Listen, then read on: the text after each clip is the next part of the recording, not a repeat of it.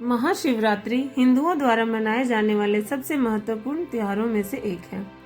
कई लोगों का मानना है कि शिवरात्रि की रात भगवान शिव अपना स्वर्गीय नृत्य करते हैं। क्या आप जानते हैं कि असल में शिवरात्रि क्यों मनाते हैं? चलिए आज के इस वीडियो में हम इस रहस्य से पर्दा उठाते हैं। हरे कृष्णा, राधे राधे। तो दोस्तों, ये वीडियो पसंद आए तो चैनल को लाइक करें और चैनल में नए हैं तो चैनल को जरूर सब्सक्राइब करें। ये कहानी उस समय की है जब सती ने आत्मदाह किया था। उस समय भगवान शिव काफी निराशा और अवसाद की स्थिति में चले गए थे। इस स्थिति में वो कई दिनों तक जंगल में और पहाड़ों में भटकते रहे। हालांकि बाद में वो शांति प्राप्त करने कैलाश पर्वत पर लौट आए। उसी दौरान ताड़कासुर नामक एक अत्याचारी राक्षस था।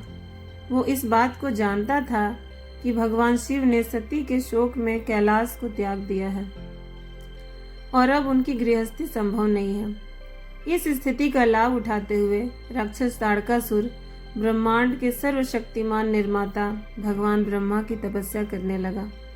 जब भगवान ब्रह्मा प्रकट हुए तो उसने एक वरदान मांगा कि उसकी मृत्यु केवल भगवान शिव के पुत्र द्वारा ही हो सकेगी।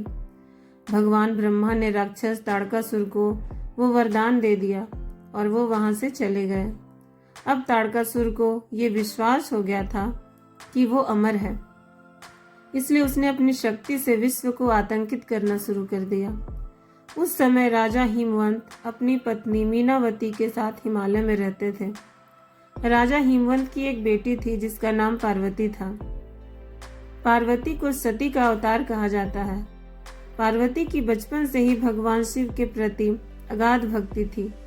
उनकी प्रार्थनाओं की आवाजें कैलाश पर्वत पर गूंज उठी, जिसे सुनकर भगवान शिव ने एक मुस्कान के साथ अपनी आंखें खोली। पार्वती की अपने स्वामी के प्रति भक्ति तीनों लोकों में प्रसिद्ध थी। इसलिए भगवान शिव के हृदय में स्नेह और प्रेम को पुनः स्थापित करने के लिए ब्रह्मांडीय शक्तियों ने कामदेव को कैलाश पर्वत पर भेजा।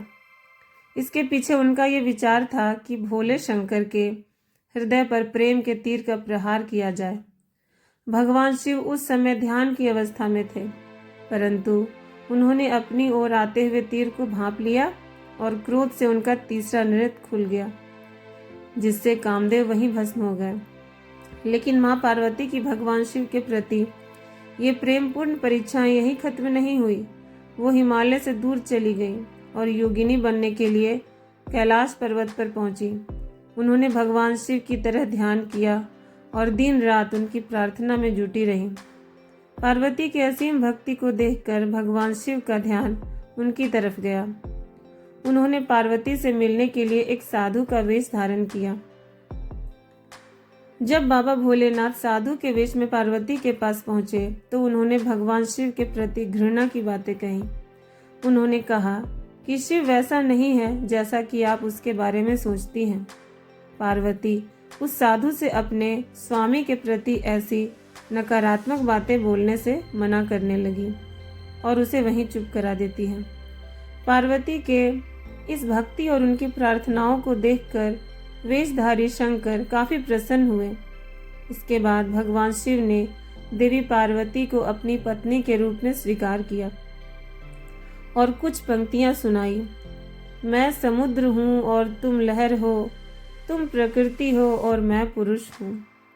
वो रात भगवान शिव और देवी पार्वती के विवाह की रात थी। वो रात जहाँ सभी शिवगण आनंदित होकर भगवान शिव के धाम पर नृत्य करते हैं, बाद में उसी रात को महाशिवरात्रि के रूप में जाने लगा। इसके बाद देवी पार्वती कैलाश पर्वत पर रहने लगी और उनके बड़े पुत्र के रूप में कार्तिकेय ने जन्म लिया, जिन्होंने बाद में एक युद्ध के दौरान ताड़कासुर को मार डाला। भगवान शिव और देवी पार्वती को अर्धनारीश्वर के नाम से जाना जाता है।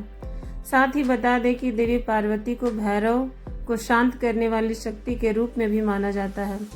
दुनिया भर में लोग शिवरात्रि के दिन उपवास रखते हैं और सर्वशक्तिमान शंकर की प्रार्थना करने के लिए पूरी रात जागते रहते हैं। यही नहीं, इस दिन भक्त शिवलिंग पर दूध, दही, शहद और नारियल चढ़ाते हैं। महाशिवरात्रि की रात हिंदू कैलेंडर में एक शुभ समय है, इसलिए लोग खुशी मनाते हैं। आशा है कि आपको महाशिवरात्रि की ये कहानी पसंद आई होगी। कृपया वीडियो को अपने परिवार और दोस्तों के साथ शेयर करें और अगली वीडियो आने तक ओम नमः शिवाय जपते रहें।